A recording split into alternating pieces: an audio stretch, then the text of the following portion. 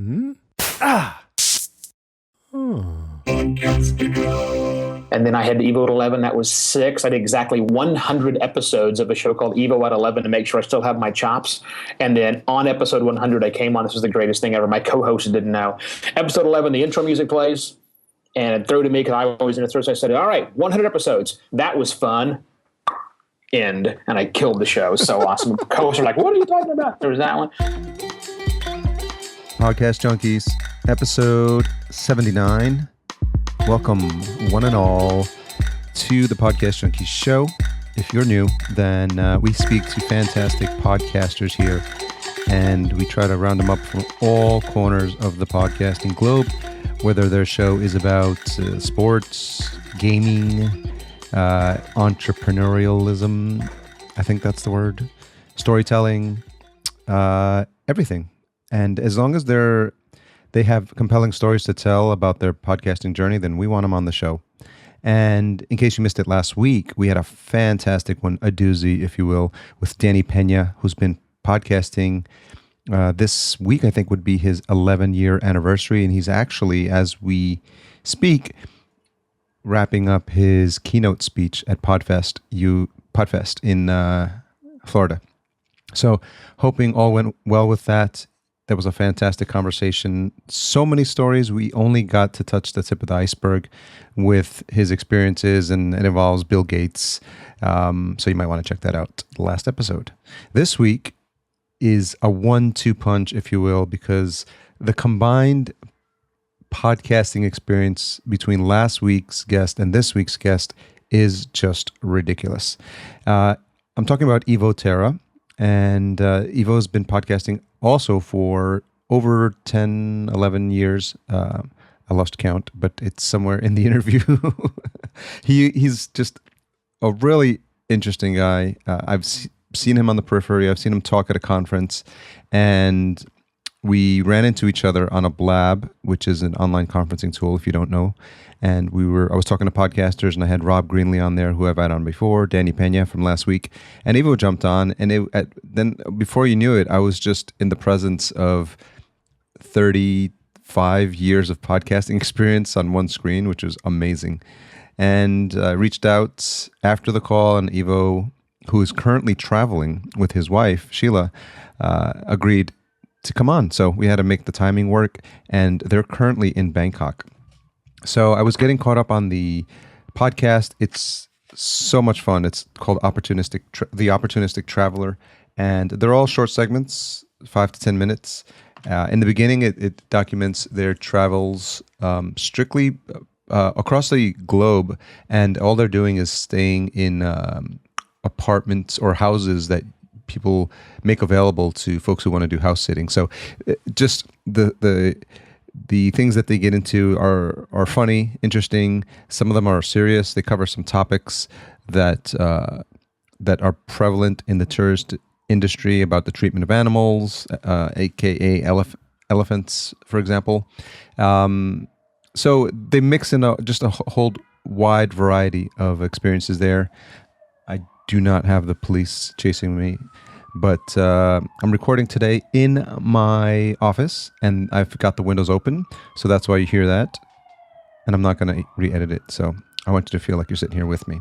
So listen to this fantastic episode, and stay tuned at the end of the episode for the retention hashtag, and also for information about a promo that our new sponsor of the show is providing, Fancy Hands.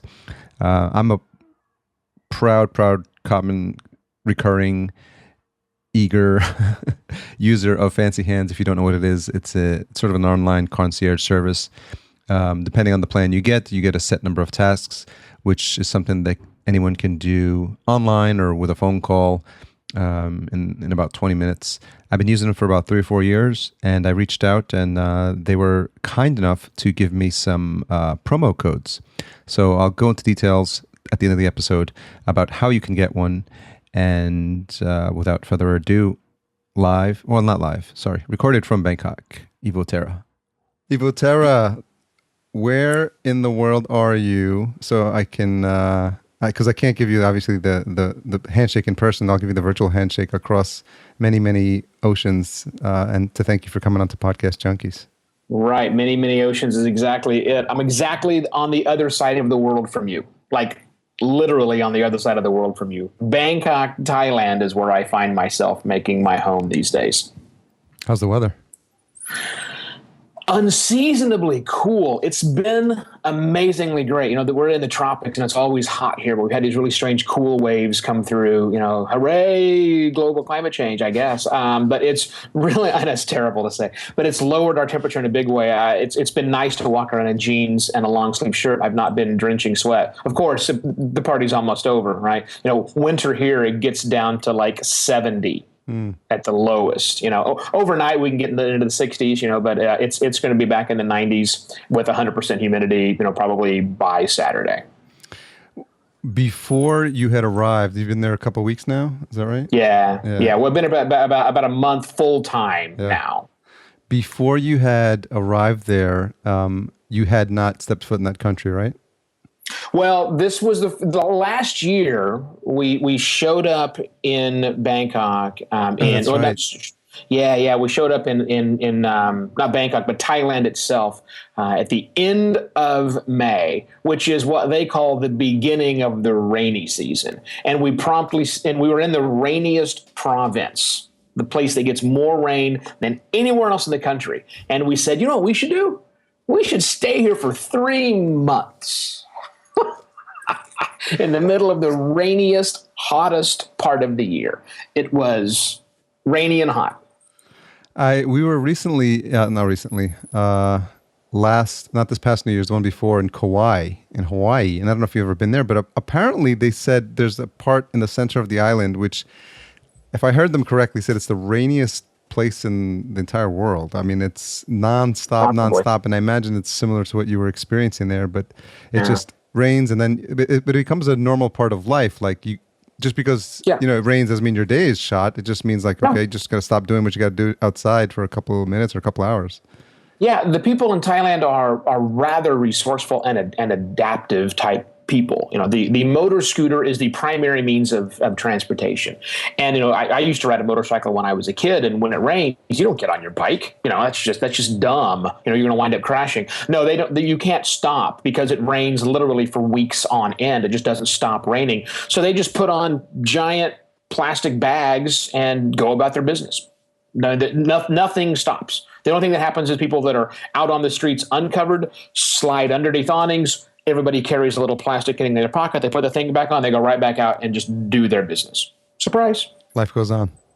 Yeah, exactly. So for listeners who don't know who you are and wondering why we just jumped into a conversation about the rainy season in Bangkok. Weather's always the best thing to talk about on a podcast, right? You're now the host of the Opportunistic Traveler with your wife, Sheila. Yep. And we can get later into the conversation about the craziness of deciding to pack it all up and travel the world with your wife of 28 years. Is that about right? God, I don't know, pushing 3 decades, no doubt. Yeah. Which I'm sure leaves a lot of listeners scratching their heads. But you are definitely an old school podcaster. And actually last night I was talking to Danny Pena. So back to back. Right on. Just fascinating to get some insights and just context about this thing that people are jumping into now with both feet and thinking like it's the craziest thing since sliced bread. And you know, back when you were doing it now, I think when we were on the phone with Rob Greenlee, yourself, and Danny, I asked all three of you, like, okay, who's got the OG card for first ever podcast? I believe you won. Yeah, out of that group, I did. You know, according to the historical documents that we have, and they're all kind of loose from back in the day. According to Podcast Alley, which was a precursor to obviously iTunes, I'm not sure Podcast Alley is still around anymore, but it was an index of the people who were podcasting. According to Podcast Alley, I'm podcaster number 40. 40. Wow. So 39 podcasts before me. Before the thing I was doing at the time showed up there. Yeah, October 14th, 2004 was the first episode of our podcast that dropped. But I had been doing we didn't call it podcasting because we didn't have an enclosure tag to making things work, but we had been producing an internet radio show that we were distributing to some radio stations every week. And we had an RSS feed. So we had all of the pieces there for what became podcasting. We just had to stitch together with a little enclosure tag. But we've been doing that since 2002, producing this weekly show and running a blog and putting a link to the audio file people could listen to if they wanted to. So, and I know we're not the only people, my partner and I at the time, we're not the only ones doing that. But, it was when either Dave Weiner or Adam Curry, whichever one you want to believe, had the genius to say, hey, we should have a little special tag inside of there. We all said, well, that's easy. And we were podcasting, so it kind of cheated, but nonetheless, here we are. But anyone who starts doing that at that time, and you'd call them an early adopter, there's something inside of you, and there's a tech geek, nerd, aficionado, whatever word you want to use, that drew you to that community at the time. So, as that was happening, as you're getting involved in the scene, were you always drawn to tech, or what was it that attracted you to like this next shiny thing that everyone thought was going to be hot? Yeah. So as by way of trade, I'm kind of an early adopter. If there's one thing that I do, I want to live out there on the bleeding edge. When I see something that's new and interesting, I jump on it. At the time, I was working. I'm by no means a developer, but I was working in the IT. I have my diploma says I have a degree in computer information sciences, but whatever. Nonetheless, I kind of work in between that one. So yeah, I had hacked together lots of things, and it made a lot of sense. But when we heard about this thing called podcasting, for what I looked at it as like, oh, here's a chance to finally talk to the other people that are doing what it is that we're doing, because internet radio was and still is kind of a lonely game. You just don't know what else is on there. You get in your car, you turn the radio on, like the thing with the dial that goes across it, and you can hear all of that stuff coming out there, but you can't talk back to those people. And internet radio, finding other internet radio broadcasters, internet radio hosts was a nightmare. Then you just couldn't really do it. So suddenly there's this podcasting thing, like, oh, hey, we're all in. It's easy to subscribe and listen to it. I don't have to wait for a certain time. Yeah. So back when I first started, I listened to everything, literally every single podcast that was coming out every single week. I listened to it. I had an hour and a half commute one way every day back in the day. And so I had plenty. I'd have 3 hours a day. I could literally consume everything and still listen to music. It didn't take long before that was over. By around the first part of 2005, there was no more music listening. It was just listening to podcasts nonstop. But that's okay, because we had the C.C. Chapmans of the world and the Brian Ibbots of the world. These guys were doing music shows, so I could listen to my music on podcast, or I could listen to this random weird stuff like, Dan Klass's The Bitterest Pill, where he just, started out being an angry guy, and then he wound up just being a failed comedian and listened to stories about Hudson growing up. Criminy Hudson's an adult now. It's just crazy, all of this stuff that's happened. And just met friends along the way. It was truly a community at the time. Everybody listened to everybody. There were only a couple of assholes. You can decide to bleep that out if you want to. That are on the airplanes. We stopped listening to them, because nobody likes those people. That it was fun. It was to be part of the base of something and really push it forward. And it was a blast. I loved it. You talked about the truly a community and the fact that you try to stay away from the assholes. And so I'm wondering, is that a function of like your bullshit meter, like really being on high, and you can tell, and have you always been like that? Yeah, I've got a really, really well-developed sense of, people who are shysters and people who are just, jerks are easy to figure out.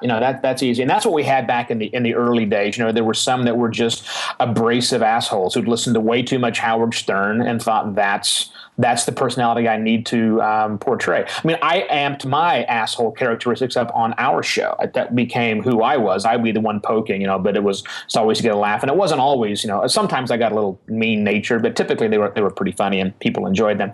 But there were other people who came on just simply to be jerks. I mean, like early trolls, that didn't know what else to do with their actual time. It wasn't until much later that some of the other, hey, make money fast type people showed up on the scene. Didn't take long before they showed up. You can smell them a mile away, I think. But they show up in every scene, don't they, Evo? They certainly do. So it's nothing new. I know a lot of veteran podcasters. They cringe when they hear the word marketer, or they hear the word entrepreneur, or they hear a new podcast with Dashpreneur or Dash on Fire, and they just freak out. But it's a bit of like the "Hey, you kids, get off my lawn." I think railing against it. It's going to happen. And the first time someone tried to sell a T-shirt on the internet, people flipped out.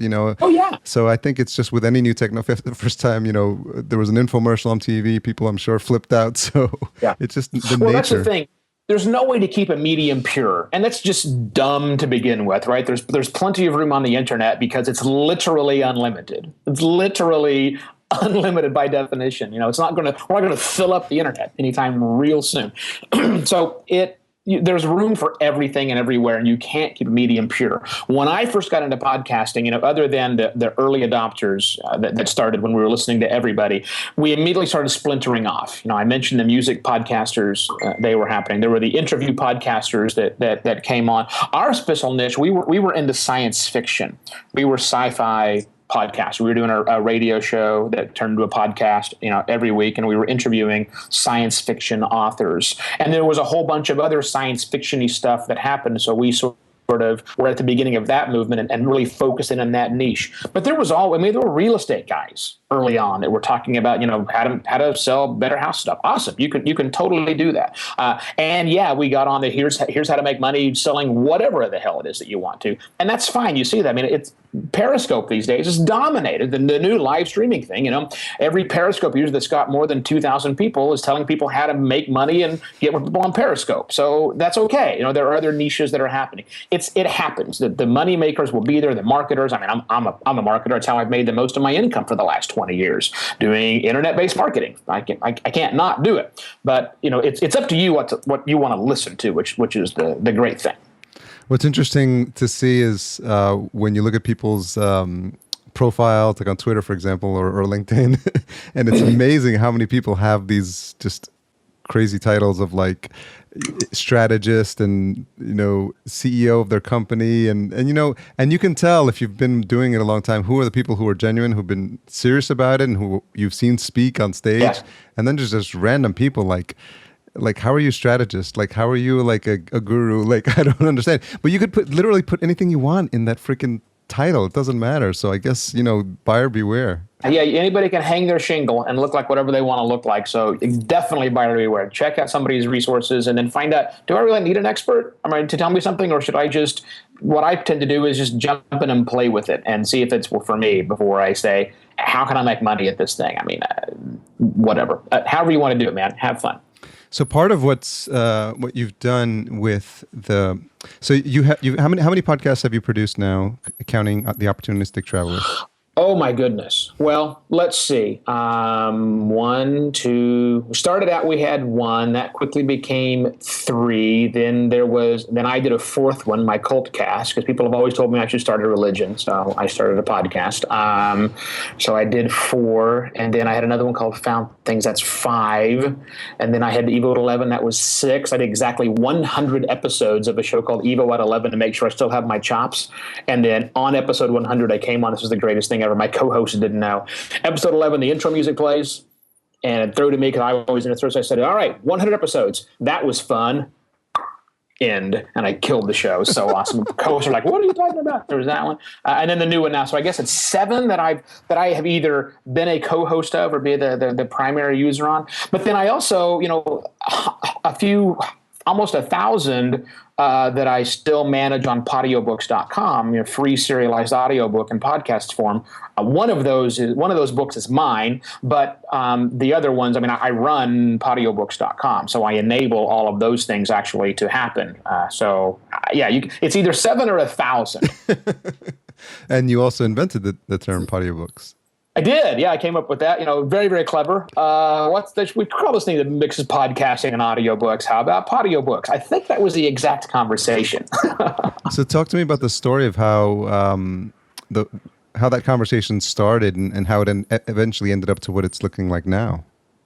Yeah, it's a fascinating story. So again, October 2004. let's take our science fiction show where we're talking to authors every week and let's make that a podcast. And so we did it, and it worked out. And I went, this is easy. I'd made a lot of friends from these authors we had been talking to. I mean, you've done several interviews, you know how people, you just kind of develop a relationship with them, right? So I contacted all of the, well, not all, but many of the people that I really connected with and said, guys, there's something here with this podcasting thing. I'm not exactly sure what it is, but most of the people we were talking to were what I call underpublished authors. And this was before the Kindle. There was no Kindle. Ebooks were terribly expensive and a joke. There was no self-publishing. Audiobooks cost $80, and they were delivered on little silver plastic discs. I think they were called CDs. That's all we had. So I turned to them, I said, guys, this is a medium you could use. I don't exactly know how, but I know you can use podcasting. And it didn't take long before one of those guys, a guy named T. Morris, author of a book called Moravia at the time, and now he's gone off to publish lots of different things, very successful. He contacted me and said, I think I'm going to take my book Moravia and narrate it myself with my microphone. He was an actor by trade. And I think I'm just going to release it one chapter at a week, like a podcast, because in July of 2005, the sequel is coming out. And so if I time it just right, the last episode will drop in a podcast by the time my first one comes out. And I said, that's brilliant. Do it. And he said, yeah, I don't know how. Can you help? And so I said, sure, I'll run that for you. So we, and like I hung up the phone with him. Within the next 2 days, I got 3 other phone calls. One was from Scott Sigler, who's probably the best known podcast to audiobook author that's out there. Didn't know him from Adam. Scott calls me up and says he knew about our radio show. And he said, hey, I want to be on your show, and I'm going to start podcasting my book because we did the first ever. And I said, no, it's not. Not going to be the first ever because I got another one that's happening right now.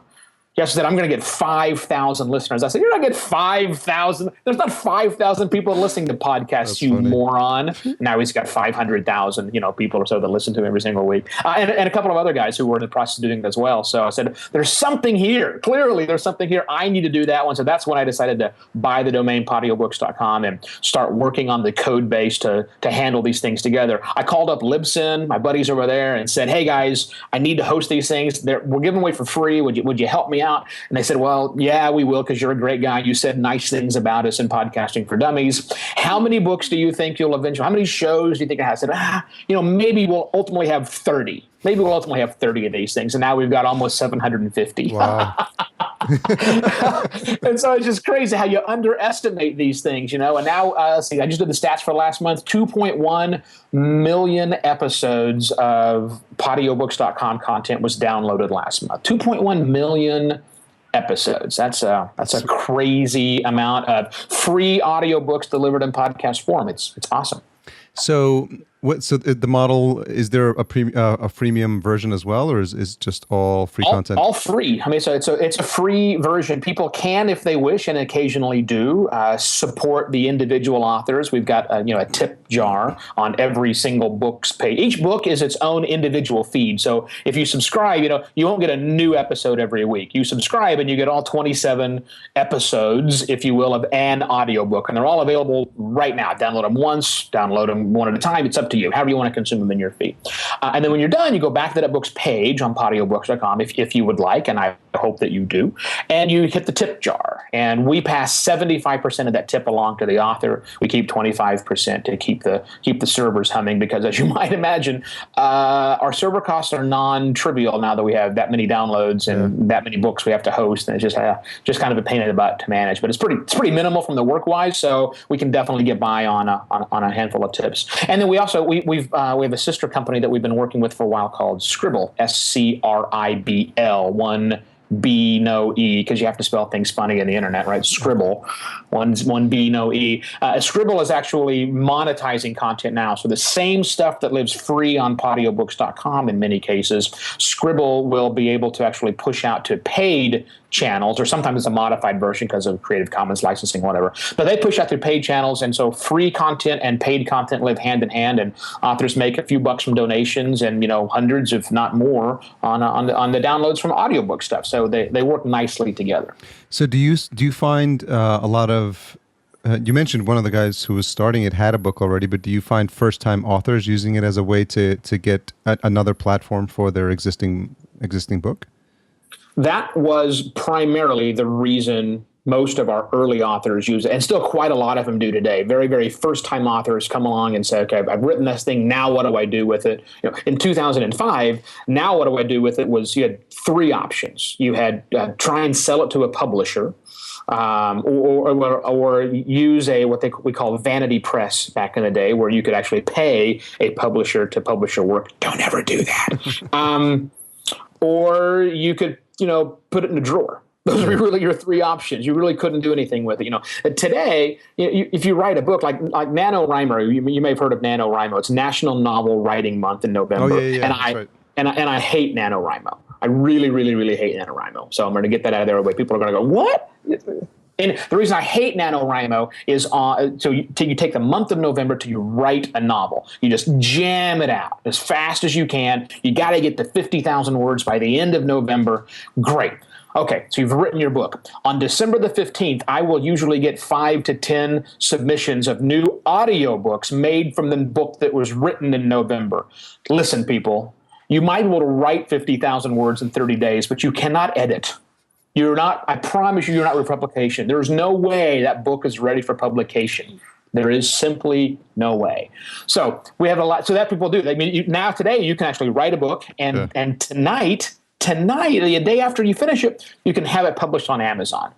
For better or for worse, most of the time worse, you can do that. And so it's easy to do that now. So we're seeing less submissions than we used to. It used to be like, oh my God, you're the only game in town where I can get my book out to people. So yeah, I'll go through the pain and energy and effort to record an audiobook out of the words that I slaved out over a computer for. Now I'll slave over and salivate over a microphone to get that done. We're seeing less of those. We still put new books up, 1 or 2 a month. But we used to do a dozen or so. It was in the early heydays. It was quite busy back in the day. So now you have folks going to audiobooks.com, Audible. I guess that's for more well-known or published authors? Well, you can use ACX, which is Audible Creators Exchange, and you can go there and you can find narrators if you're not a narrator, or if you think you're good enough, you can do that, and you can sell the book. But you don't have to be. When they first launched that, you had to be well known. You had to have a published book before they would take you. But now they'll take anyone, and so that's a good thing, I see, because it now allows people who want to go through the time, energy, and effort to do it to do it as well. But there are lots of platforms that you can now you create your own book, upload it, and sell it. And like I mentioned, Scribble before, we just partnered up with them. It's pretty tight now. People can upload their files directly to Scribble. Scribble will then shoot them off to Audible, Audiobooks, and a dozen other audiobook places as well, and automatically push them over to Podiobooks.com so that the free one can go out to be, get the marketing churn. You're a podcaster, you know how important it is having that free content available is all the time. So that's helping to get people introduced to you and who you are. And then you've got places where the product's available for sale, which is a model that's worked for a very long time. And the fascinating part that we can't continue to forget about is the fact that you're managing all this while you're sitting in your house at the house you're staying at in Bangkok. Exactly right. Yeah, it's very much a distributed model. When we first put the code base together for it in 2005, the developer, Chris Miller, great friend of mine, he was where was he at? Cleveland. The Mistake on the Lake is where he lived, and I was living in Arizona at the time. We didn't meet for 4 years. 4 years went by before he and I actually met each other in person for the first time ever. And now I've got a couple of developers, Tim White, who's based out of Colorado, and Brant Steen out of Philadelphia. I've never met Brant. I met Tim once. I stayed at his house. I crashed over one night when I was in town for something. But it's a total distributed team. I've got people that work on it who are one's in Quebec, one's in LA. So, we're all over, and we just kind of get the stuff done necessary. We don't have an office to do anything, so you can call. I eventually pick up my cell phone, maybe, but it's all emails and Slack, and we just get the things done. It's very, very minimal. We're not trying to do everything. We push most of the work onto our content providers, and we just make sure the tech works as good as we can make it work without investing full-time resources into it. Slack's awesome. I rave about it. I'm on 4 different groups, one for my company and a couple of others. That's amazing. Have you listened to the Slack podcast? I every once in a while I'm reminded of how awesome it is because people keep telling me, and I'm like, okay, put it in there, and then it just disappears down my list. So, I heard it's let really good. me tell you, it's dangerous though, because how do I say this to your listeners without pissing them all off? It'll show you how terrible your show is. It is so wonderful. It is amazingly great. High production value. They spend hours, probably a good 20 to 40 hours a week putting that thing together. It's crazy. And you go, shit, I want my show to sound that good. Well, it's one of two things, right? It's gonna either push you to say, one day I'm gonna aspire to have a show like that, or you can just throw in the towel and be like, forget it, I'm not podcasting anymore. Exactly. Yeah. That's exactly what it can do. So obviously, I would tend to think that some people call you brash, outspoken. Yeah. Oh yeah, those are good words. Type of person that speaks your mind. I've seen you speak as well. I've heard you on the podcast, and I've obviously seen the way you engage with folks. Have you always been like this? Yeah. I'm pretty much what I don't play poker. And the reason I don't play poker is I can't. I don't have a poker face. My wife loves to go to the conferences that I speak at. I used to speak at a lot of science fiction conferences. And I was like the anti-fan when it was in the sci-fi world, right? Because I can shoot Star Wars quotes at you all day long, right? But I've never read Deadpool, and I have no idea what this thing is about. But I'm going to go check it out anyhow. So I'm in it, but I'm not a fan. I'm by no means a fanatic. There are certain things, there are certain shows I'm very much a fan of, but by and large the genre is not so much. So I go to these science fiction conferences, which was a great promotional material for us, and I guest of honor at various places and around. And when you do that, they sit you on these panels. You have to be on a panel. You have to do presentations, and I'm great. I love to get up on stage and talk to people, but occasionally I'm on a panel. I'll be in a panel. And my wife loves nothing more than when I'm put on these panels, whether it's science fiction conventions or like I got a travel and tourism conference coming up in Bangkok later this month, and she'll do the exact same thing. She sits right in the very, very front row and just watches my face for when some stupid question comes from the audience or some stupid answer from one of my panelists goes on there. You can just see it on my face. I just have this look of like, seriously, we're covering this again, and I can't not do it. It's so I watched video. She's taking video of me doing it. I go, oh shit, I'm doing it again. Everybody thinks I'm an asshole, probably because I am. But I really don't have a poker face, so I say what's on my mind, and I don't. But this at the same time, I've led. For the longest time in Phoenix, we'd had a thing called Social Media Club. It's very popular in a lot of different cities. And I went for about 6 months, and I noticed that new people couldn't get their questions asked because the room was full of the usual suspects, and we were all, 8 layers higher than that. Mm-hmm. And new people were terribly intimidated to ask basic 101 questions, right? So I started doing something called Social Media 101, which happened an hour before the real meeting. I opened up the room early and physically barred normal people from coming in. If I knew you, you were not allowed in the room.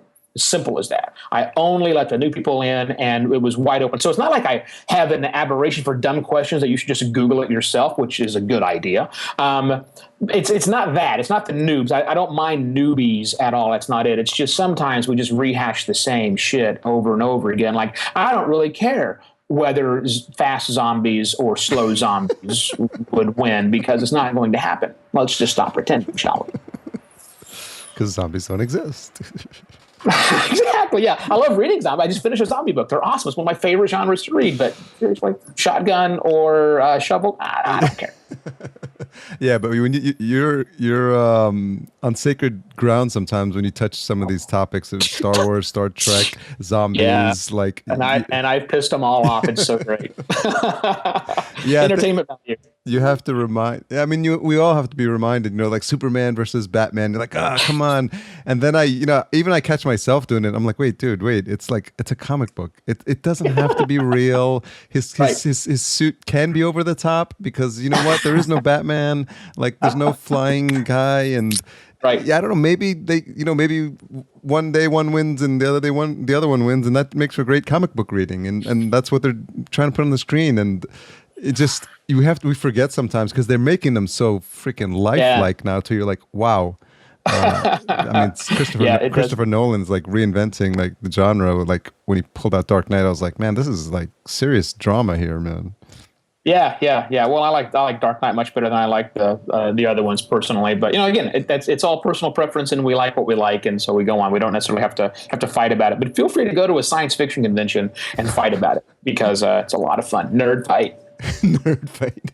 So you obviously have this aspect of your personality that's outspoken, but what you just described there is this, I don't know, the soft spot or this place that where you realize we all had to start somewhere. We were all noobs at some point, and maybe it's you thinking back to when you were that, and you didn't know the stuff that you knew now, and you came into you met people that either helped you at that point or blew you off, and I think that might have molded you. Is that what happened? Yeah. Probably so. Yeah. I mean, I typically assume there's nothing I really can't do, unless there's some physical limitation, right? So I'm not going to run a 1 minute mile. Just not going to happen. So I don't want to do that kind of stuff. But, as a child, there wasn't anything I couldn't learn and couldn't figure out, right? And I can just figure out what it takes. I know I'm not a developer. I know that if I wanted to be one, I probably could, but I'm not. I'm your proverbial jack of all trades. And I like to know a little bit, just enough to be dangerous in lots of different domains. And once I know enough, fine. Then I'll go on and do various things. That's just kind of who I am. But yeah, I'm happy to share my knowledge with other people. Oh, and by the way, not expect compensation for that, because I don't, the only time I got compensation for telling people what I already knew was when I wrote Podcasting for Dummies.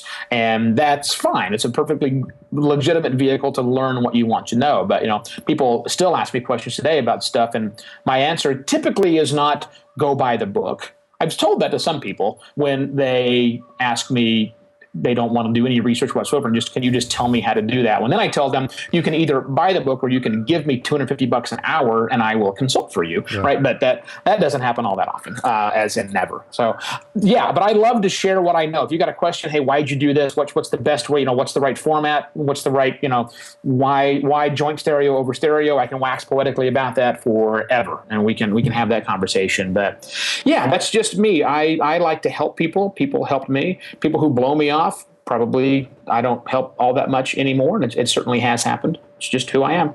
I was looking through some of your older comments. I came across your blog post, your blog that ended, I think sometime, when was the last post? 2011? Something like that. I think you had the personal blog. So I was like curiously looking through some of the old stuff. And you actually mentioned something about that. I think it was in 2007. You talked about the concept of pruning your friends. Yeah. Is that something that you still do on an ongoing basis? Yeah, I do, because, we've taken the word friends to mean different things today. I have a lot of Facebook friends that aren't people that I'm actually friends with in real life. And that's okay. We don't have to be, right? For the longest time in social media, I've gone through how I deal with social media ups and downs. I did the silly automatically follow everybody back thing, which is dumb. I learned the hard way. Do not do that. But I also, on a periodic basis, go through and realize I don't have the right people in here that I want to follow anymore. I don't have enough people, or sometimes I've just got the wrong people that are inside of a social network, and sometimes it's a social context. I have been in this game for 11 years now, and people aren't the same person they were 11 years ago. I'm not the same person I was 11 years ago, right? It's just we change over time, and we drift apart, and it's natural and it's okay. Friends come and go. So why should I stay friends with everybody all the way in every single medium, right? Sometimes they focus on things I don't care about anymore, and I don't feel bad about unsubscribing from them or unfollowing them. It doesn't mean I'm blocking them out of my life, although in some cases I have blocked people out of my life, and that's okay too. It's fine. It's people, we're allowed to explore and do the things we want to do, and those where it resonates, and where not, just stop. It's no big deal. Yeah, I think people tend to feel this need to hold on and keep every single friend they've ever had in their period of life, because they feel bad about cutting them off. And you can outgrow like styles, you can outgrow like clothing styles, hairstyles, friends. Why can't you outgrow friends? And that doesn't mean you care about them any less, but like they don't fit in your life at this point in time, or they're not supporting you, or they're not, they don't make you better, so I think it's a fascinating concept and I think most people are afraid to do it. And I think if people did it more often, I think they would find themselves like I think when they say when you prune a rose, it's because you want it to grow a better bud or something like that. And that's the concept. And think about all the things you would open up in your life if you applied that more often. And I'm sure you've seen it happen in your own life. That's the reality right there. You prune a rose for the benefit of the rose. And I think you prune your connections people for the benefit of you, right? I mean, so you can actually, you're really pruning yourself at that period of time. Look, we only get about 80 or so revolutions around the big bright spot in the sky. So we really need to maximize that time to give us what it is we're happy for. And we have wetware stuck inside of here that it can only handle so much stuff, right? And it's impossible to hold on to all of it. Forgetting is an important part of your memory. If you didn't forget, you wouldn't be able to remember things. You wouldn't be able to have all this stuff. Forgetting is uniquely important to us growing as species.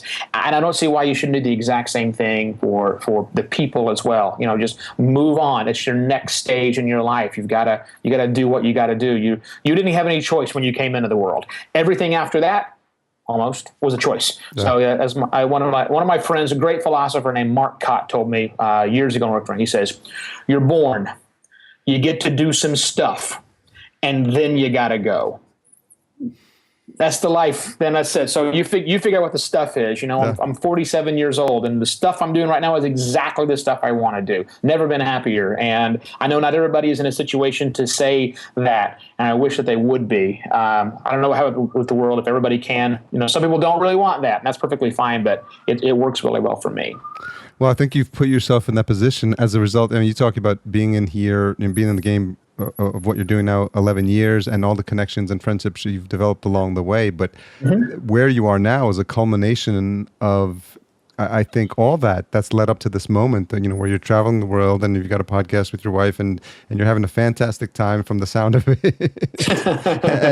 and it's, if you look back, it's every all those little threads that you put out there and those connections you made, and it's sort of like some of them were maybe seeds you planted that you didn't think, you had no thought about what it would lead to, and then 5 years later, it's like that one connection you made to that one person. And you talked about even just random new Facebook friends that you guys are making along the way that are helping you find places to stay and connections. It's amazing. Yeah, let me just talk about that for a second for the people that don't know the story. So we left. I don't know if we said it again. January 2015, my wife and I decided to sell everything, leave, travel the world. Yay, go! Without much of a plan. We were certainly without a giant bankroll to do it. We sold a car so we could afford to start the journey and travel around the world and find out if we could make it work or not. Yeah. So I'm 2 days from before I'm going to Belgium, where I've got a hotel reservation. I tried to not stay in hotels as often as possible on this trip. 2 days before we leave for Belgium, leaving Copenhagen, Denmark to go to Belgium, I connect with a guy on Facebook who says he's in Brussels and he wants to have coffee with somebody to talk about starting a podcast on entrepreneurship. My favorite topic. But I'm an entrepreneur. I know about podcasting. I'm going to be in Belgium. So I emailed this guy back. Never heard of him before. His name is Cedar Ock. Never heard of him. I said, I'd love to sit down with you. I'm going to be in your town in a couple of days, and here's my resume.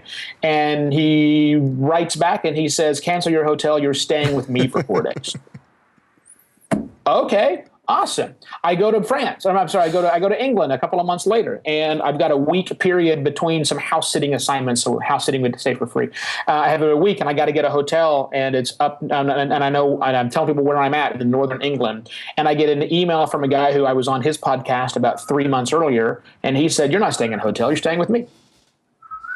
I had a break in my schedule. I didn't know how I was going to fill it. And I was in England, and I had like a month that had nothing to do. And an author of mine on Podiobooks.com, who I'd known for the last 5 years, she says, I have a flat in Spain that we only use like 1 week a year. I'm going to send you the keys via the English postal system. It's yours. Wow. So, yeah, I mean, these things can happen. And it's all because, again, I know I'm abrasive. I know I certainly can come off as an ass, but I'm a genuine, at least one at that. So for the people that it works for, if I can get this kind of stuff, just help people, man. Just be who you are. Don't worry about trying to kiss everybody's ass that's out there, and good things will come if you just put it out there. People say I'm really lucky, and I'm not. I don't gamble. I don't play the lottery, only because I'm too good at math. But I'm lucky because I increase my luck surface area. I keep my eyes open for opportunities. I'm not trying to take advantage of people, but I just know when something looks interesting to go dabble and see if it actually works out. So if there's any reason I'm lucky, that's it. I don't shut myself off to things. I just try and pay attention to what's happening out there and see what works. That's what I call increasing your luck surface area. I like that.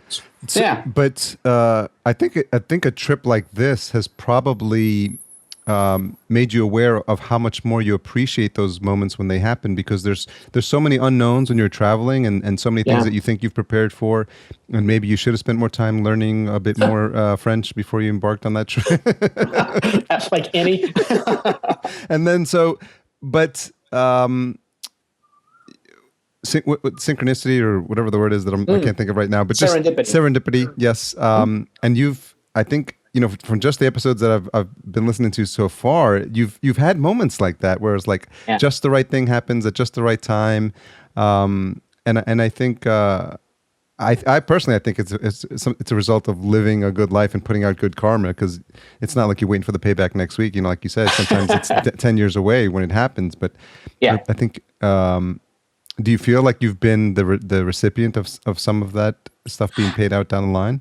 Absolutely. And, you can call it karma if you want, you can call it the secret if you want, I don't know that it's any weird magical force of the universe. In fact, I'm pretty positive that it's not, that's that way. But I do think it's a matter of, if you lay enough seeds, eventually some of them will sprout and take ground. And if you pay attention and you look at all of the various paths that are open to you, you can find that serendipity, and not the zimblanity. By the way, that's the opposite of serendipity, in case you want a new word, zimblanity, which is, stuck into a path and you don't get anything that you don't see anything with the outside. It's take off the blinders and look around and you'll find it. That's why we called our show The Opportunistic Travelers, because we went where opportunity took us. When we left America, we had booked a trip we had a place to stay in France, and that was it. After 3 weeks, we didn't have anything else.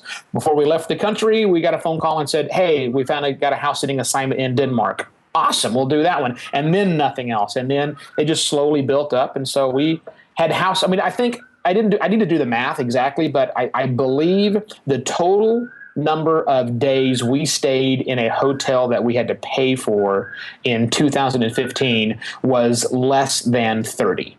Wow. I think less than 30 days traveling the world in 2015. It was either house sitting assignments, staying with those wonderful friends that I just mentioned there, or other friends that we'd already known for years who'd said, when we were in Australia for 2 months, we did a house sit assignment for 3 weeks, and the rest of the time was staying with friends. We didn't stay a single night in a hotel in Australia, which is awesome because Australia is fucking expensive. God almighty. So, this is it. I mean, if you just are out there and you make a lot of connections, it requires connections. You can't do this by sitting in a box, or I don't see how you can do this by sitting inside of a box, right? I reach out to everybody. I'll take a conversation, a phone call, an email with just about anybody. And assuming that I don't find them to be a complete and total jerk immediately, I'll probably stay connected with them. You can just, you make connections along the way and then I hate to use it that way, but I'm going to say the word. You use those connections, but in a mutually beneficial way, and everybody's happy. We're social creatures, damn it. Be social. Yeah, we do some. We love traveling ourselves. We haven't gone out on a limb as far as you have, but my wife and I, we do Airbnbs. So we get a taste for the local city, the local neighborhoods, and a lot of times the owners there hands us over the keys. Gives us some tips, and it's just so much nicer than staying in a sterile hotel, and you just get a better experience, a better taste of what the neighborhood is like. Because some of these Airbnbs are just outside of the off the beaten path, if you will. And, some it's hit or miss, and I'm sure, you may find that at times as well, but it just makes it makes the trip a lot more interesting and a lot more fun. Yeah, you put some things at risk. Okay, maybe you're not going to be right next door to the train station, or maybe you're not going to be within easy access of the airport and stuff like that.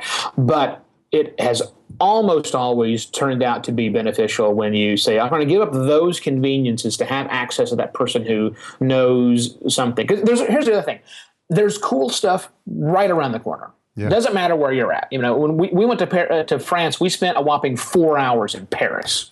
But we had a great time in France. A really big country. Yeah. Don't know if you know that or not. Really, really large country. There's more to it. You can't see everything. So wherever you happen to be, find the cool stuff near you. Find the cool people that are near you. Here's another tip. Everybody says find the locals, and I have no problem with the locals. But find the transplants. Find the people who didn't grow up there. Find the people who moved there a year ago, 5 years ago, 10 years ago, who have now adopted that place as their home. And they are way better than locals, because locals, you kind of forget about it. You live in Sedona, Arizona enough, and you say, yeah, those big red rocks, I don't even see them anymore, right? But people who have been transplanted there, who've chosen that area, or it was chosen for them, they have a different perspective. So they've got that local understanding, but also from an outside point of view. They're wonderful. They have by far been our best guides, is somebody who showed up there years ago and had to learn it all on their own. Those are great people to know. So, talk about your mindset before, I don't know how many months this was in the planning with you and Sheila, and, when was the moment where you felt like, okay, this chapter of our lives here in the States is done, it's come to an end, and we need to, there must have been a lot of conversations back and forth, because it's a big move, and that's probably why you ended up with the .wtf as your domain. But talk about those conversations and what that was like as you're leading up to that decision. Sure. So there's like many things, but people tend to think it's a gradual accumulation of stuff, but really it was some things piled up and then it's like a big break point. So let me tell you what I mean by that. So we have a son who's now he's 24 years old right now, and we had been telling him since he was born, you have until you're 18, then you have to get the hell out. Because Sheila and I both left home right after high school and went on to college and didn't look back. Love you, Mom. Love you, Dad. But no, we went off and did our own thing. And we wanted the same thing for our son. We thought that was a great life experience for us, and so we wanted that with ours. But it didn't work out quite that way. I mean, he didn't go away to college. He stayed in Arizona where we were. So after 18 years of being in Arizona, and our kid finally got on his own 2 feet, we had been trying to figure out what it's going to take for us to get out of Arizona. Not that we didn't love it, but again, that chapter of our life we want to bring to a close, and we wanted to go see other things. So it was in October. What's up with October in me? October of 2014. My birthday. So. Oh, it's your birthday. Our son's birthday as well, as a matter of fact. So it was in October, I believe, that my lovely wife Sheila, who's here traveling with me, she received a medical diagnosis of something that is called, and I love saying this, aspirin-exacerbated respiratory disease, AERD. It's nothing that's going to kill her. It's the kind of thing that you stick with forever, But she had respiratory problems. She has asthma and some other issues, and so she wanted to see a doctor to get a schedule to get another procedure done. And the doctor put the dots together and said, "Oh, you have this thing which is called Samter's triad, or by its new name, AERD. When are you leaving Arizona?" We said, "What do you mean?" He said, "This place is literally killing you. Wow. You need a high humid environment, and all of your problems with AIRD, even if we fix them all through other ways, unless you walk around with a goldfish bowl with 90% humidity on your face the entire time, they're always going to come back. You need to leave Arizona, period, end of story." And today would be too late, quickly now. Wow. I mean, it was just like that. I mean, I'm obviously a little bit exaggerating, but he made it very clear that the longer we stayed, the worse her health was going to get. So we were planning on moving. So we knew we were moving, and it was either going to be San Diego or it was going to be Austin, Texas. I had friends and connections in both those and job offers in both those. I'm a digital strategist. She's a college professor and educator. So we had plenty of opportunities to go there. So about a week before we were going to tell the people that I was working with, my partners in business, we were going to leave, Sheila I come home one day and she's reading something on the computer. She said, "Take a look at this." Spins her computer around and I read it, and it's a story about this couple that are in their late 50s. They have been traveling the world for 10, 12 years now. And they do it on about $20,000 a month through this thing called house sitting, where you go stay in somebody else's house, take care of their cats and dogs while they're away for weeks or sometimes months on end. And they travel the world on a whopping $20,000 a month income. And I said, that's it.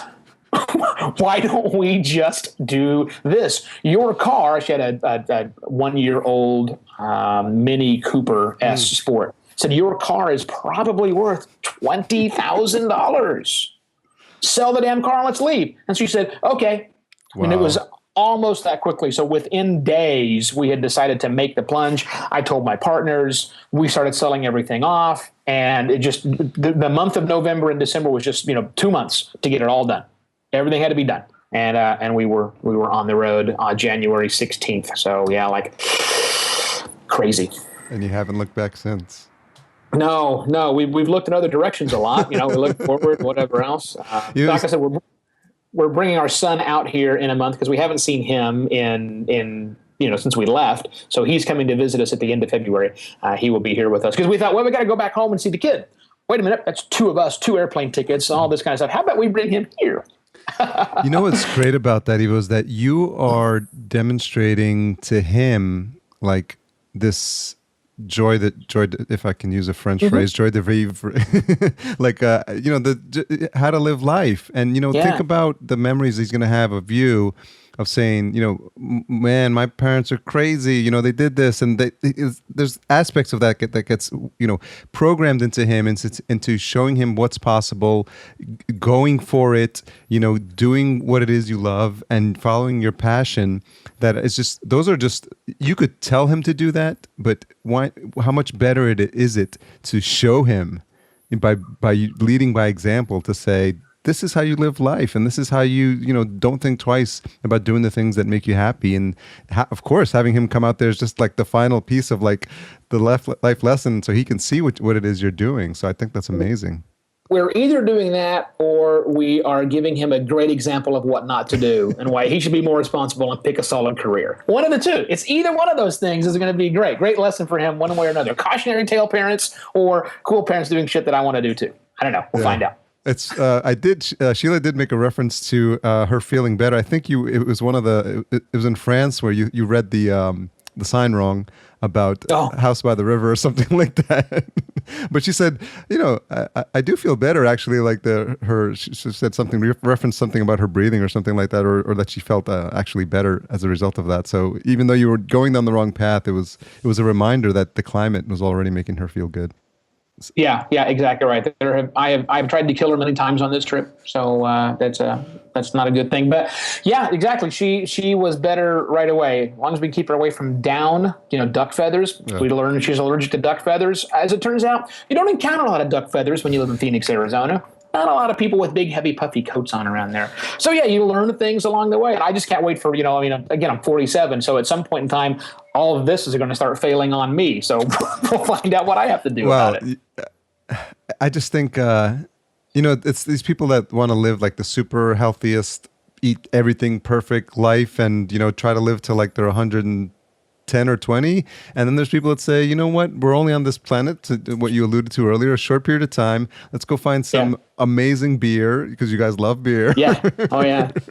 And you're lucky enough to find a life partner that seems to love beer as much as you do. Yes. So. Yeah. It works very well. Yeah, I'm counting on science to figure out how to make me immortal eventually, but I'm not going to eat a whole bunch of, to change my habits on the maybe chance that I'll get to squeeze 20 years on the other right. Because those last 20 years, those are the shitty years anyhow. These are the good years now. I might as well live it up now. So of course, with everything else that's on your resume, now Sheila mentioned she didn't want to have a typical travel blog where like, hey, go, right. We went here.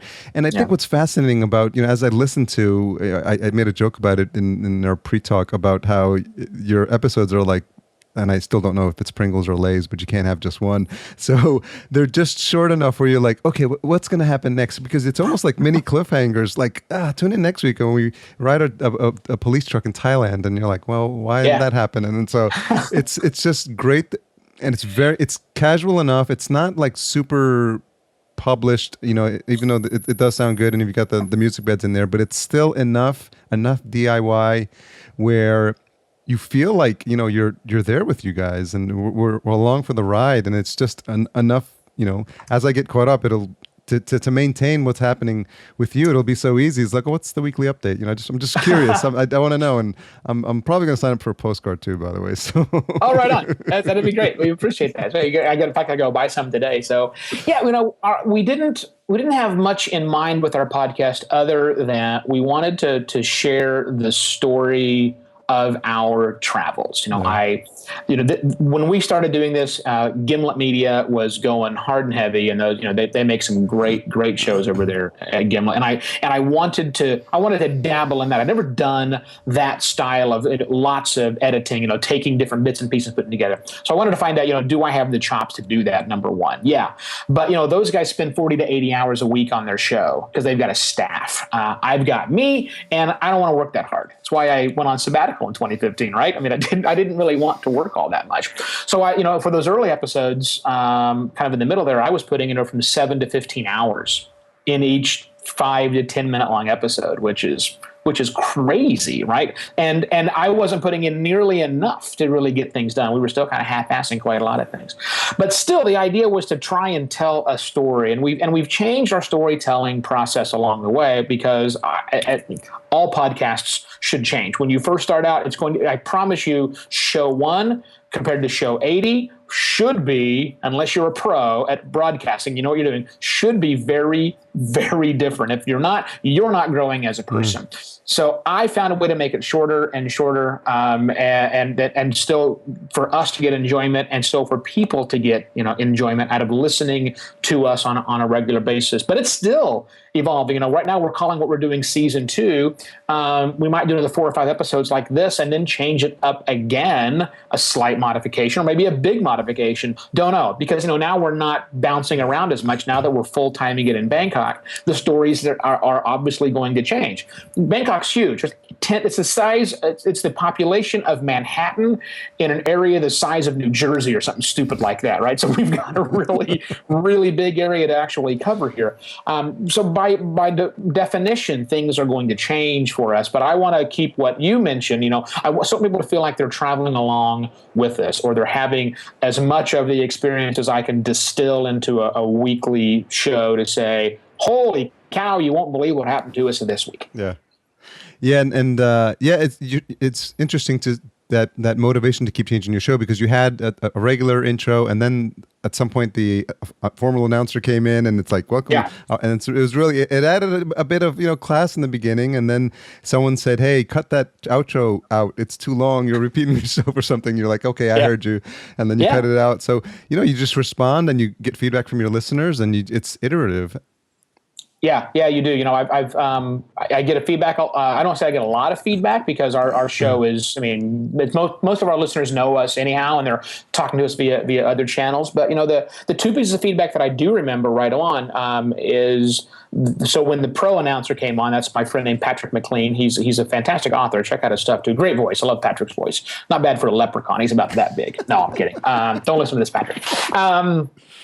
So that's when I started using the music, the bass line, do, do, do, do. And it sounds great in these earbuds. And a friend of mine named Paul Fisher emailed me, and he said, dude, I listen in my car, and the bass is so heavy on that, you're blowing me out. And so I grabbed the iPad, the iPhone, went out to the car that I had rented in the UK and played the speakers and said, holy shit, he's not, it is, it's terrible. So I went in and dumped the bass line in a big way, and I did that one. So that was great. Thanks, Paul. And then the new music we've got right now, which is kind of this weird ska riff coming up from Kevin MacLeod, who powers most podcasts, I think, intro music. Kevin MacLeod from Incompetech.com. It's an awesome thing. But I had it way hot, super, super hot, as I was trying to get to the magic, minus 16 LUFS and all the new technical shit we got to deal with as podcasters. And a guy named Mark Gunn, who does the Celtic Music podcast, I've known him for the beginning of time. He wrote and said, dude, you were literally giving me a headache. Literally. When your show comes on, I have to dive for the knob and crank it down. And I thought, I know it's not Celtic music. Come on, you pansy. What's going on? So then I did the listening test across other stuff and went, oh, yeah, I just got this thing cranked up. I'm not overmodulating, but I'm at the edge of overmodulating. So I did one episode where I use Hindenburg Pro as my mastering tool. Oh, my God. Oh, it's the most thing. And I was bumping it up because it didn't sound loud enough in my headphones. So I said, I'm just not going to do it. I'm just going to let Hindenburg set the volume of things. All I will do is lower the volume. I will never, ever, ever raise volume. And I did it, and it was like, oh, that's perfect. Why? What the hell? What am I doing wrong? Right? Why was I doing this? Trying to outthink a computer. Yeah. Terrible idea. Don't try and beat an algorithm, people. Yeah, I've heard a lot of good things about Hindenburg. Oh, it saves me 2 to 3 hours a week on a show. So it's $350. It's not bad. But the nice thing about the Hindenburg Journalist Pro that I have, I think it's a Journalist Pro. Anyhow, you have a 30-day free trial, which is fully functional, completely. So I did 4 episodes on it. Because the first episode, giant learning curve, pulling hair. That's why I used to have long hair, and then I lost it all from that one episode. The second week was better. Third week was great. Fourth week was, there's 6 hours of my life back. And that's when I was still doing the really, really complicated show. So so that's worth $350. That'll pay for itself in a couple of months just on my time, my sanity alone. So it's really a great little tool.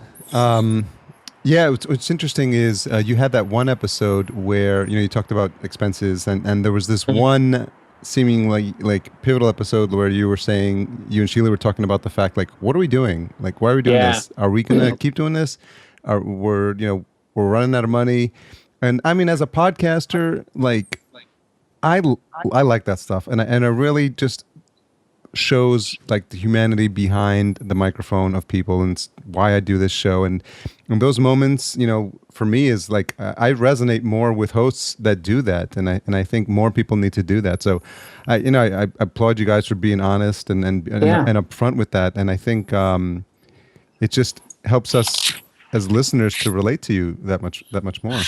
Yeah, I think so. Thank you for saying that. We have our quarterly existential crisis, right? I mean, it kind of happens. What are we doing? Why are we doing it? It's why we're in Bangkok. It's because we had 3 of those that led to this decision to kind of home base here and actually earn a steady paycheck, at least for Sheila, for a while, as a good thing.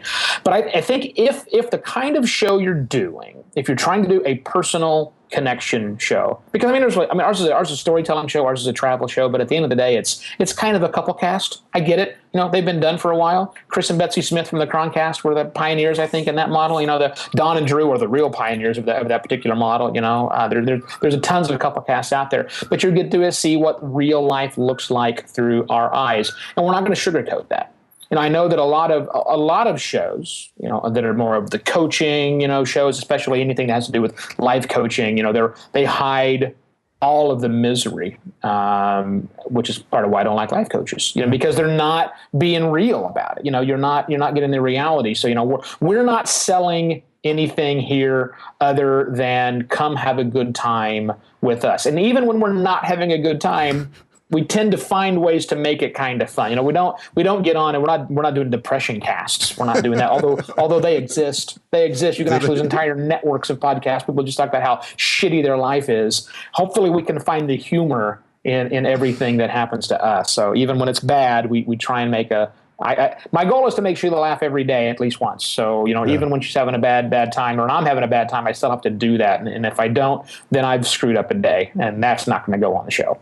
I might talk about it though. It makes for a good podcast episode. Have you heard about the show where the guy actually, his intention is to put you to sleep? It's I forgot. I'll send you a link, but it's like the put you to sleep cast or something. And he reads in a monotonous tone for like an hour. He reads like instructions to put together stuff, and it's become popular, and people like play it so they can fall asleep. The intention is not to get to the end of it, because he just has this droning, monotonous voice. And they interviewed him for some show, and I was like, oh, that's genius. Like that is genius. I've listened to many podcasts that did put me to sleep unintentionally.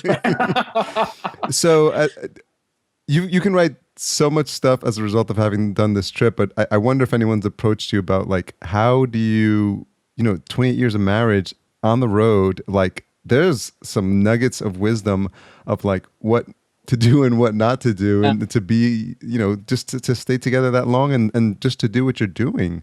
Yeah, you're exactly right. And I've got note cards filled with different ideas for different books I needed to write. I mean, published 6 books, I think, already on my own. So for right now, one of the things we're doing here in Bangkok is me figuring out which one of those I want to actually start on.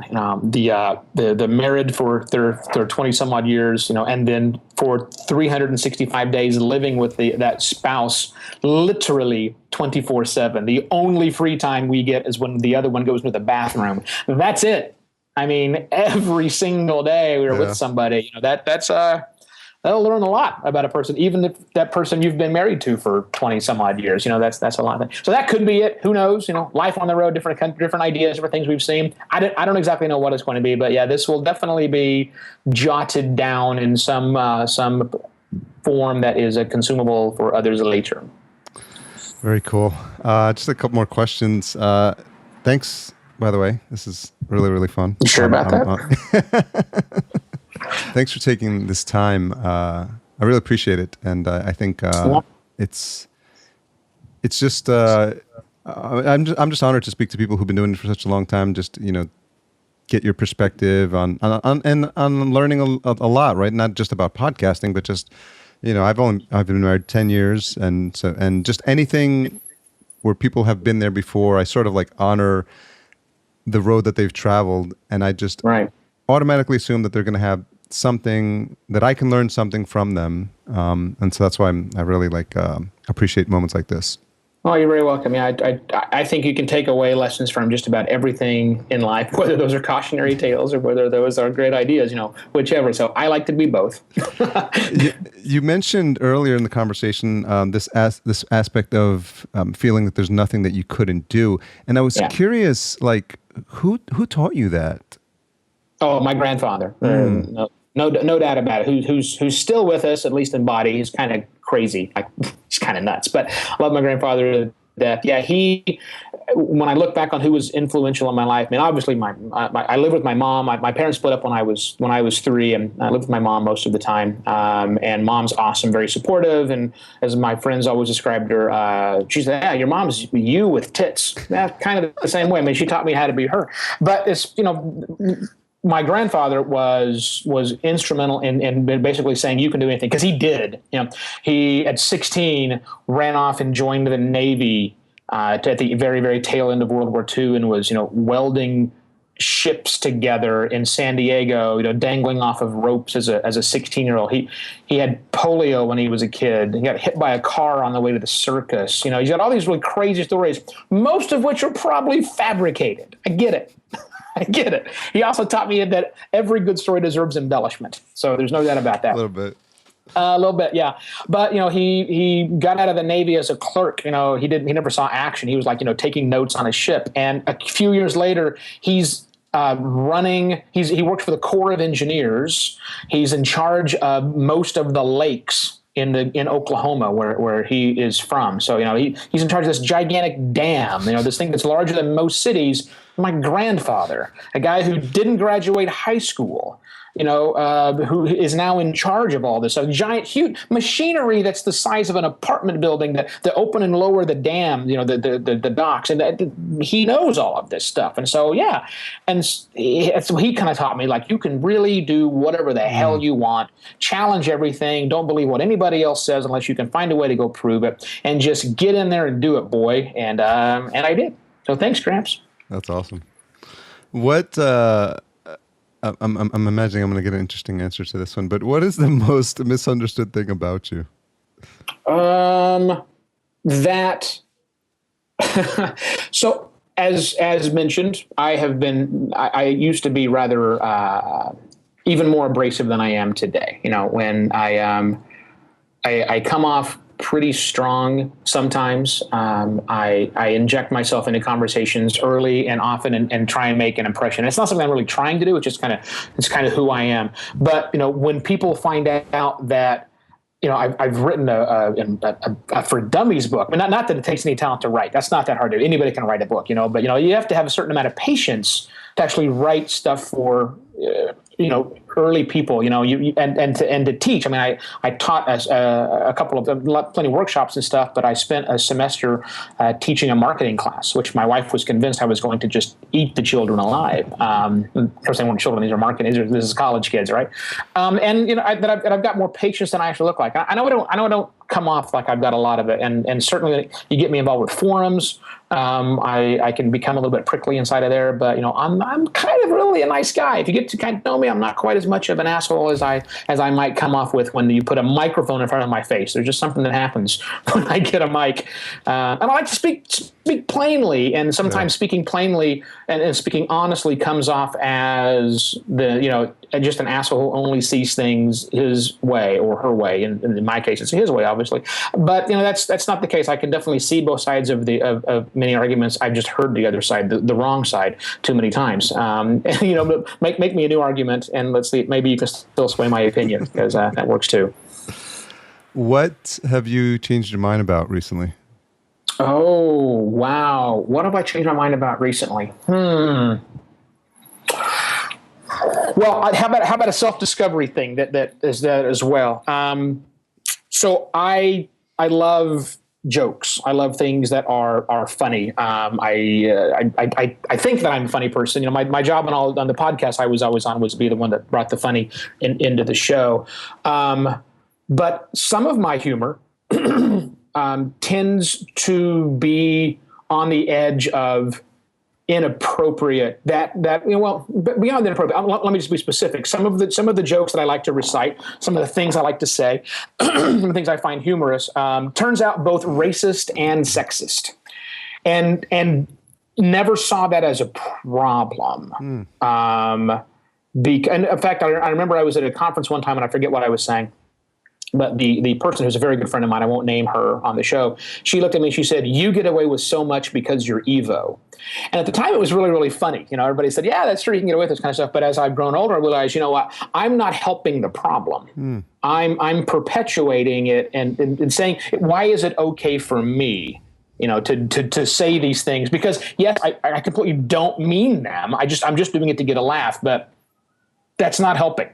So I've, in fact, in the last 2 days, I've called people to task, friends of mine. One of them for making anti-Semitic comments that were very, very light and mild, and they were joking as well. And another one, less of a friend, more of an acquaintance, on racist activities, right? And I've realized, to fix it, since I perpetuated it a lot, I've made off-color jokes. I might as well jump in and say, "Hey, that's not cool anymore, and here's why." So that's an interesting spot to be in. It takes a certain amount of self introspection to know. Yeah, I know I did it. I know it was wrong, and I can't apologize for those things, but I can at least show other people, like, hey, that's not cool anymore. Can we try to do other things that actually are funny and not just make funny jokes at somebody else's expense? Yeah. Thank you for sharing that. Yeah, you're welcome. Yeah, because we're not perfect people. We're not perfect human beings, and I can definitely relate to that. And I like to think that I'm growing as a person, and shit that I used to do that was wrong, and my wife pointed out, and I didn't like it being pointed out. I'm like, how dare you point out something that is probably wrong, but I don't like it being called out on it. Right.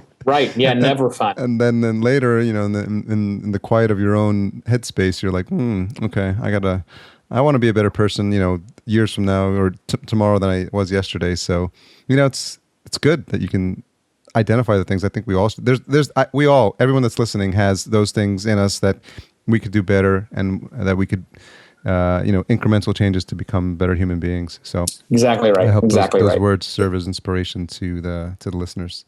Yeah. So thanks again. Sure. Had a blast.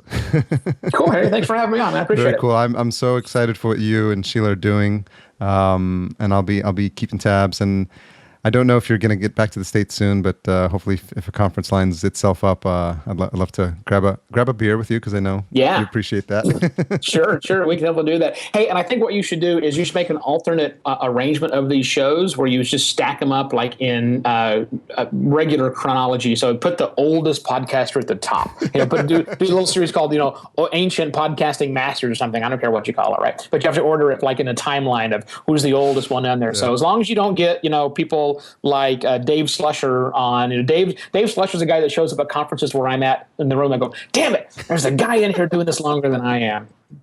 Dan Class, those kind of guys, and I'll be all right. So I did start categorizing the episodes, and so like women podcasters, and then I had it's a category I think meta a podcast about podcasters, and then I had something about like old school, like, and I have Rob Greenlee and LC and I'll have Danny Pena in there, and I'll have you in there, and I just because I want that like to be its own thing. Like these are OGs, man. Like pay them some podcasting respect, please. Still at it. So right on. So what's the best place for folks to track you down? Oh, that's a great question. The good news is my name is Evo Terra, so Google is always the best place to track me down. I'm the only one, right? So everything you see on there is either about me or a Mitsubishi car, occasionally pet food, whatever. But I type it in there. Shivo.wtf. Is the easy one to remember. I just love the fact that WTF is a top-level domain and had to buy that one. That's where you can get to whatever the most current thing of us here in Bangkok happen to be. And of course, I'm all over the Twitters and the Facebooks and stuff, and I've been periscoping like mad. I'm deeply getting in with periscoping now because it's a great way to show people what my world of new life in Bangkok actually looks like. And so, in fact, when I get off with you, I'm going to have to go down and do a scope because I got to go pick some stuff up. So I'll periscope along the way and give people a live picture from here in Bangkok. Kind of cool. I'll make sure I have that queued up, and I can. Right on. And the conversation continues not offline, but just in a separate channel. Yeah, exactly. So, wishing you all the best. Stay healthy. Have a pint on me, and hope to catch up soon. Thanks again for being generous with your time. You are quite welcome. Let me know when it goes live. Cheers. Yes. And we're back. And I hope you found that as entertaining as I did when I was having that conversation. You can automatically understand how real, off the cuff Evo is, and he just speaks his mind, so which is fantastic. I love having people on that do that, because too many people start to think about the politically correct thing to say, and that's not Evo. And I imagine that hasn't been Evo for a long time. And it's part of the reason why he's continuing to push the envelope on what defines a life experience, and why they pack up everything, him and Sheila, and decide to travel around the world, and where that journey is taking him. And I love the fact that the episodes are so short that you can sort of follow along for the ride with him and Sheila, and just get a day-to-day glimpse of what life is like there. And so if you're currently in the States and you've never traveled, that's even better. How much more exotic than to just hear Evo. And you can see him on Periscope too. He's active on Periscope, I think, daily. I've caught him on a couple since then. It's something that gives you just another peek into what life is like in a culture that's not your own. And I think that's a very important thing to do. It's very important to have that perspective, and it's something we should definitely not lose sight of.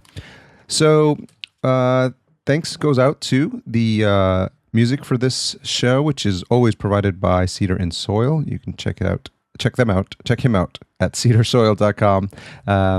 And we're also part of the Podcastica network, but you can go to podcastica.com. We've got a formal announcement of our latest podcast coming up soon from Jason. But in the meantime, you may see him promoting the show, and by him I mean Morgan Dix from the One Mind Meditation podcast. And so you should check that out as well, because it's part of our growing family, and it's a nice mix of podcasts that we're building there. His latest episode is How to Nurture a Mindful Relate Today, and it was fantastic, and I think there's something in there that's relevant for everyone, so definitely check it out. If you're a fan of the show of opportunistic travelers, then if you listened all the way to from the beginning, like I did, then you'll realize that there's a hilarious episode where they were picking their domain name, and so it's shivo.wt. So the retention hashtag for today is Shivo WTF, hashtag Shivo, SHEVOWTF, and it's just a nod towards the craziness that's Evo and Sheila in picking their domain name, which is fantastic. I love it. You can subscribe to our show at podcastjunkies.com and look at the sidebar, all the different ways to make sure you get the show on a regular basis. There's been some amazing episodes lately, and if you're falling behind, then it might be because you're not subscribing. So do that, please. Subscribe in iTunes or Android or Stitcher or Spreaker or wherever else you download and listen to your episodes. If you're listening to something that's different than what I just listed there, let me know. I'm curious what people are using for their podcasting tool. And then just tell friends. Tell friends. I keep repeating myself, but I think it's important. And rate and review the show. But that's always good, and that's always a sign that folks are digging it. So I alluded at the beginning of the episode to a special for listeners of the show, and it's going to be 5 free tasks on fancy hands. So what we're going to do is have a contest. So starting with the release of this episode, which coincidentally, I knew I was going to get it out, is going to be available on the 29th, which is the end of the month. Beginning of March is Tuesday. So let's just call it for the month of March. We will keep tracking people who leave a rating and review. So that's what we're going to do. We're going to keep track of a rating and review, and we're going to randomly pick someone who's listed one and give them that coupon for 5 free tasks on fancyhands.com. So make sure so I can keep the people who are actually leaving a review as a result of hearing this separate from people who normally leave reviews, in the comments or in the notes where you write the description of your review in iTunes or Stitcher, just put hashtag fancy hands, and then that way I'll know that you heard it here first and that you're eligible for the drawing. So if it's one person, then that'll be pretty easy. That person will get it. If it's 10, then you have a 1 in 10 shot. So do the math as you will. Thanks for listening. I love you guys. Feedback, as always, on any of the platforms. And I'll go through some of the iTunes reviews next week.